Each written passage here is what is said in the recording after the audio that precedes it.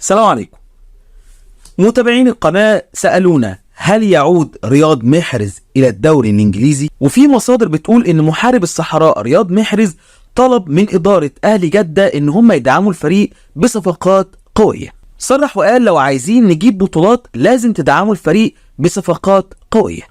التقارير دي قالت ان ادارة اتحاد جدة وعدت النجم رياض محرز ان هم ان شاء الله مع فتح باب القيد هيدعموا الفريق بصفقات قوية جدا تساعدهم على ان هم يقدروا يحققوا بطولات ويوصلوا لنتائج مميزة. وطبعا يا جماعة الراجل معذور بما انه جاي من دوري زي الدوري الانجليزي ومن نادي زي نادي مانشستر سيتي، فبالتالي الراجل متشبع بالبطولات وطبعا لعب جنب نجوم كبيرة جدا، فبالتالي لما جه لقى الفرق رهيب جدا. لو حضرتك بقى من محبين رياض محرز يا ريت تكتب لنا في الكومنت حضرتك حابب ان هو يكمل في الدوري السعودي ولا حابب ان هو ينتقل للدوري الانجليزي. وطبعا ما تنسوش لايك للفيديو عشان نعرف كم واحد من المتابعين محب للنجم الجزائري ومحارب الصحراء رياض محرز.